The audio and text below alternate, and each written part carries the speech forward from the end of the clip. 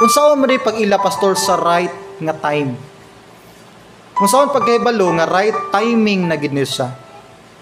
Again, wa ko naingon og right person, right thing, right job, right opportunity, right timing. Una sa tanan, walay major conflicts. Mailhan nimo nga right timing na siya, naay minor conflicts. Minor lang, pero walay major nga mga problema. Napag gani mga major conflicts, di pa na siya right time. Dili pa na God's time. Kung imo nang pugson, mag-suffer gyud ka. Tubaa ang saging nga linghod pa. Di magkakahulat. Hala, tubaa ang saging nga linghod pa.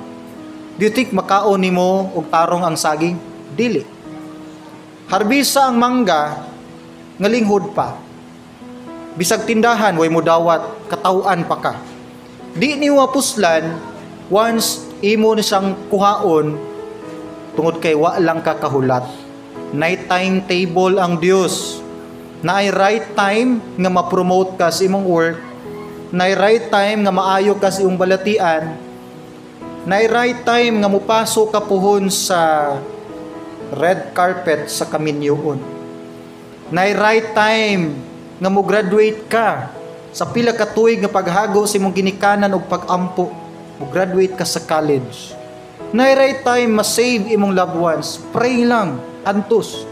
Hulata ang right time. Gawas nga walay major conflicts ang right time. Mo bless pud ang Ginoo niini. Ilhanan nga naa ka sa right nga time, i-bless gyud na sa Ginoo. Di sa mohatag og right timing nga ma-feel nimo nga walay blessing. Once ang Dios mo bless, tanan mahitabo ni siya properly.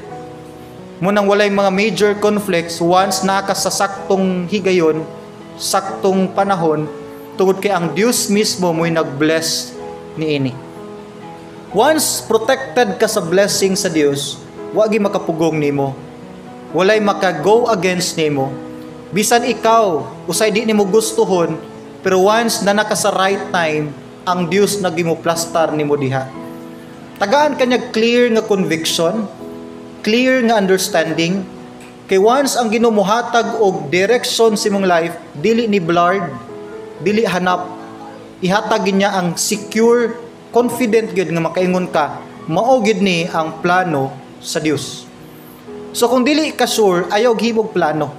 I-pray sa tagay isag time nga i-pray nimo. Ang Dios mohatag nag clarity, klaro nga direksyon, i-reveal niya kung right na gid siya nga time.